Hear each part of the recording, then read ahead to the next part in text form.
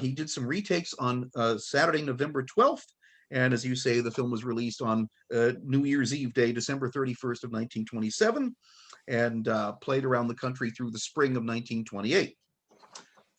And Yeah. I have, not only do I have the script, the actual script, I also have some of the call sheets, which tell who was cast, who's supposed to be at the studio the next day, where they're supposed to be.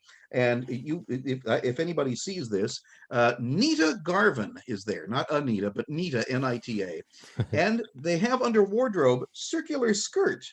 Now, Anita has for years, or did for years, tell a story that she was working on a Charlie Chase picture.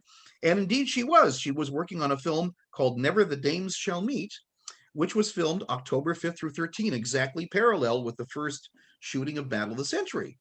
And as she remembered it, she was working on the Charlie Chase picture, and Stan Laurel asked her to do this one scene as a favor, which she did on her lunch hour away from the Charlie Chase film. Now, the thing is, that may well have happened because she was basically called to work on two pictures at the same time. The only difference being that she was intended to be in the film. We know that now because of the call sheet.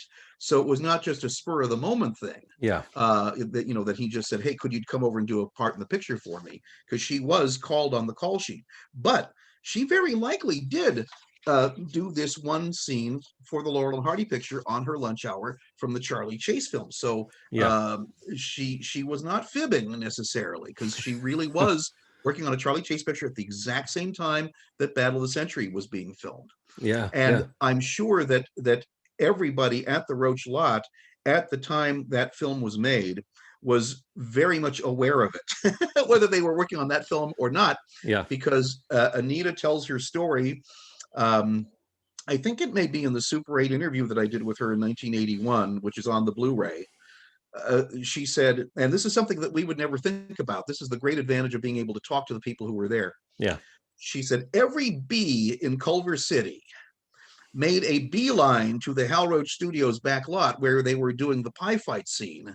Because she said the aroma was overpowering, all of this sickly sweet pie filling. And October is often the hottest month of the year in Southern California. We get hot, windy Santa Ana winds. And by the way, you can see in the scene where Laurel and Hardy are walking by the newsstand at the beginning, it's a very windy day. There all these tires fluttering, and there's the magazines on the newsstand are flapping in the wind. So it was a typical hot Santa Ana day in October when they shot that. And you can imagine the hot sun bearing down on a lot with pie filling all over it. You can imagine what that's. I pity whoever had to do the cleanup on the New York street of the Hal Roach back lot. But she said every bee made a beeline to Culver City, and there we were. And Clyde Brookman, the director, said, "Oh, don't worry, they're not going to sting you." And she said, "Yeah, well, who believed him, And people were trying to do their shot and get out of there as quickly as they could, So I'm glad you've said that, actually, Randy, because I when I was writing my blog on the Battle of the Century, I came across an article in Motion Picture Classic, I think it was, where they interviewed Stan and Babe, unusually, together. And Babe and Stan talked about the bees. They actually talked about the bees as well. And I thought to myself, I wonder if that's just an interesting story they've concocted, but that actually confirms from two different sources. It said, we made a picture not long ago in which we used more than 5,000 big gloopy custard pies. And most of these pies landed on me, sighed Laurel. I guess more of them landed on me, retorted Hardy. In the first place, there's more of me.